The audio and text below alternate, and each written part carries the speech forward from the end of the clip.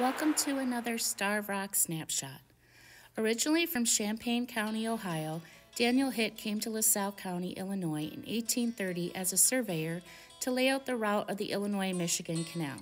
He participated in the Black Hawk War of 1832, and in 1835 he purchased a sandstone butte known as Starved Rock and the surrounding 60 acres from the federal government for just $85. During the Civil War, he served as colonel for the 53rd Illinois Regiment of Volunteers. Residents from Utica, Oglesby, LaSalle, and Peru came to the Starved Rock area for picnics on the sandstone bluffs as pictured here. Ferdinand Walthers, a Chicago businessman, hoped to purchase Starved Rock and the adjacent land from Hitt to create a private park complete with a hotel. Walthers attempted to convince Hitt to travel to Chicago to discuss the sale of the office of his attorney, Joseph Moulk, but Hitt refused to negotiate, requesting instead that Walthers and Moulk come to Ottawa. Realizing that the deal depended on obliging Hitt's request, Walther and Moulk met with Hitt and his attorney, B.F. Lincoln, in Ottawa, where papers were signed to seal the sale.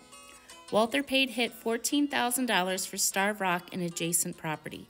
Hitt passed away in 1899, only 9 years after the sale. He is buried in the Ottawa Cemetery in Ottawa, Illinois. Walthers and several business associates set to the task of turning Starved Rock and the nearby canyons and Oak Hickory woodlands into the Gibraltar of the West, as it was called. People from all over the Midwest visited the new park.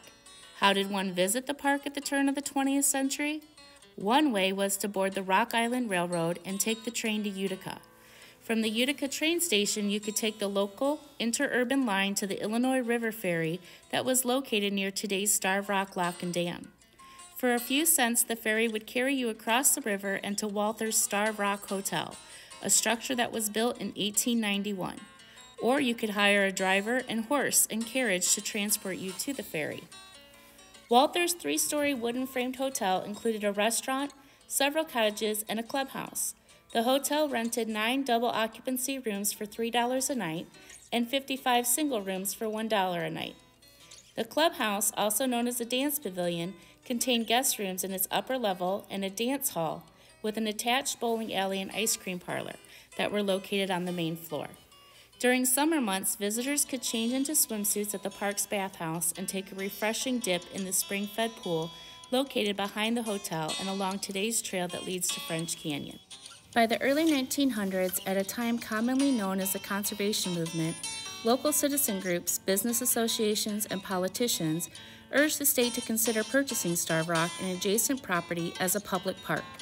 They hoped to preserve the overall historical, geological, and ecological heritage of the site.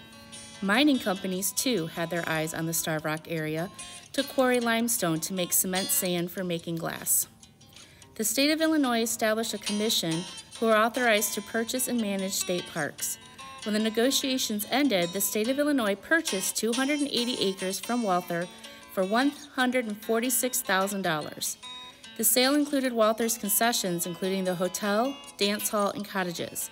Although the property belonged to the state, it wasn't yet ready to open to the public. Roads and parking lots had to be built and swamps drained. The management of the hotel concessions also had to be resolved. Eventually, the hotel and restaurant concession was awarded to Charles Tootin of Peru, Illinois, for $1,000 to $1,500 per year for a 3-year contract. W.E. Crozier of Utica was awarded the dance hall, bowling alley, candy and ice cream concessions for $600 to $800 per year for a 3-year contract. Thomas Manley of Utica was awarded the livery and autobus privilege at $100 per year for a 3-year contract. Starved Rock, Illinois' second state park, officially opened to the public in May of 1912.